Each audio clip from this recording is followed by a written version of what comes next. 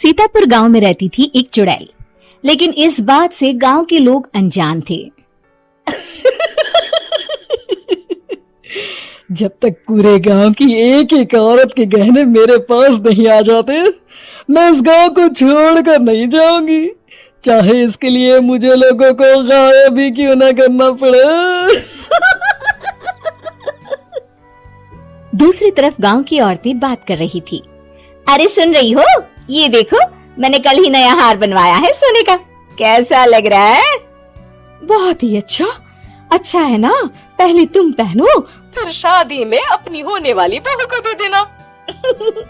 और क्या, सोने चांदी का यही तो फायदा है, जितना पुराना उतना महंगा। लेकिन एक एक पैसा बचाकर ये लेना सच में बहुत मुश्किल हो रहा था मेरे लिए। तभी वहाँ पहली का पति आ जाता है। गांव में एक औरत के घर के सोने के सारे गहने चोरी हो गए। लोग बातें बना रहे कि गांव में कोई चोर घुस आया है जो घर की कोई चीज को हाथ नहीं लगाता, पर सिर्फ सोने के गहनों को ही चुराता है। अब तुम ना अपने ये गहने संभाल कर रखना। हे भगवान, ये क्या बोल रहे हैं? ये तो वही बात हो गई कि गांव बसा नहीं और लुटेरे पहले आ गए। दूसरी तरफ गांव के ही एक घर में रंजना रहती थी।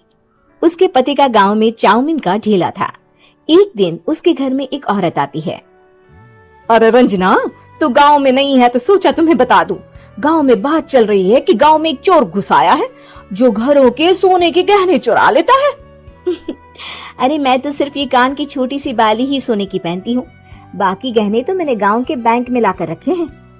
ये क्या होता है? ना बाबा ना, हमारे गांव की औरतें तो गहने अपने पास ही रखती है। जब कहीं जाना हो तो बस अलमारी से गहने निकालो और पहन लो। दूसरी तरफ एक औरत हाथ में टोटके वाली छोटी सी गुड़िया लेकर घर में चली आती है। अरे कोई है? घर की औरत है क्या? क्या है ये गुड़िया? ये कोई ऐसी वैसी गुड़िया नहीं है, ये जादुई गुड़िया है। इसको घर की अलमारी में रखना।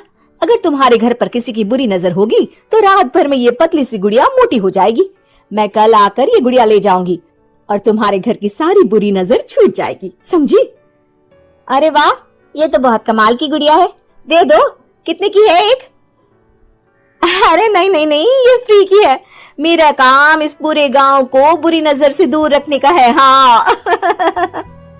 भली औरत उसके हाथ से वो गुड़िया लेकर अलमारी में रख देती है। लेकिन अगली सुबह जब वो उस गुड़िया को देखती है तो पतली सी गुड़िया मोटी हो चुकी होती है। हे भगवान, ये क्या? किसने मेरे घर को बुरी नजर से बांध रखा था?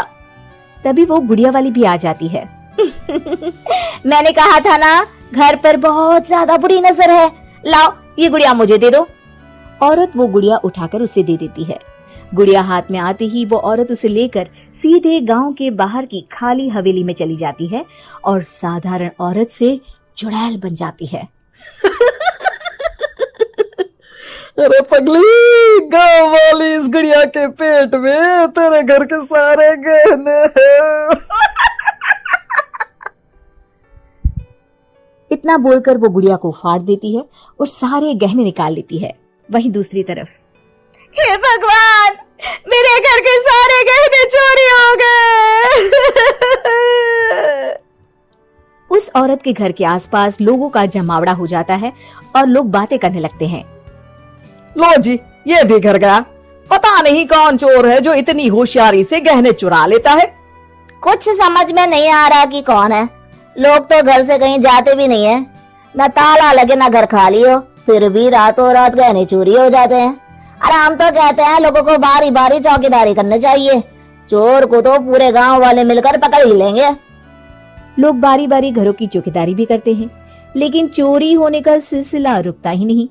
फिर एक दिन रंजना के पड़ोस से भी रोने की आवाज आती है।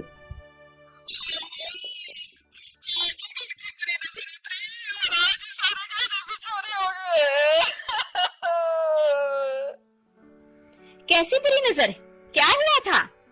तभी वहाँ उस औरत का पति भी आ जाता है जिसके घर में गहनों की चोरी हुई थी।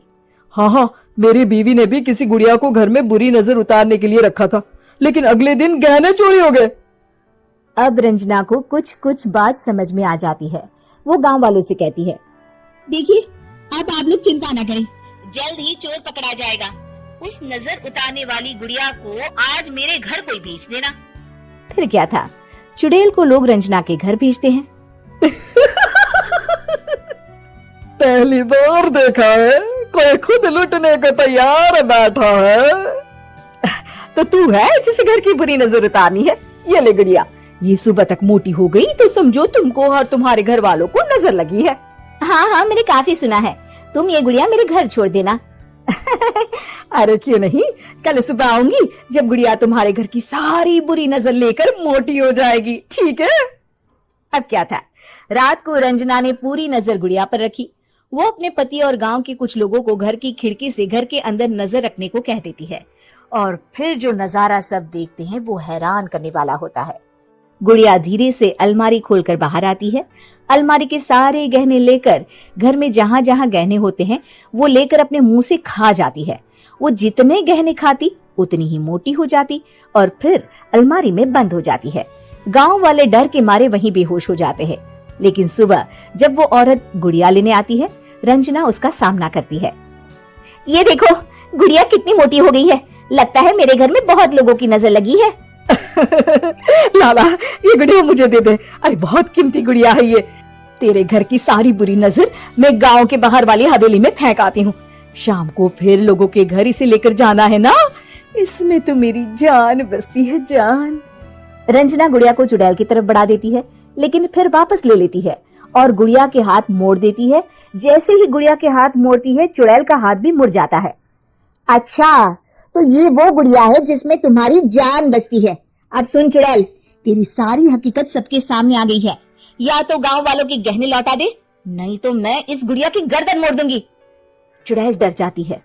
अरे नहीं नहीं, मेरी गुड़िया दे दो, मैं सबके गहने वापस कर दूंगी। ठीक है, अब भी जा और सबके सारे गहने वापस कर। चल निकल यहाँ से। चुड़ैल सबके गहने लौटाकर रंजना के पास आती है। ला दे मेरी गुड़िया रंजना, इसके अंदर के गहने निकाल ले, लेकिन गुड़िया वापस दे दे। लेकिन रंजना जानती थी कि जैसे ही गुड़िया चुड़ैल को देगी उसकी शक्ति वापस आ जाएगी। चुड़ैल, तू तो चुड़ैल ही रहेगी, ये मैं जानती हूँ। अरे नहीं नहीं नहीं, मैं गांव छोड़कर चली जाऊंगी, किसी को परेशान नहीं करूंगी, वादा करती हूँ मैं। लेकिन रंजना उसकी एक बात नहीं सुनती और गुड़िया का सर उसके शरीर से अलग कर देती है। चुड़ैल सर अलग होते ही गायब हो जाती है। गांव वाले रंजना के साहस और बुद्धि की खूब प्रशंसा करते हैं।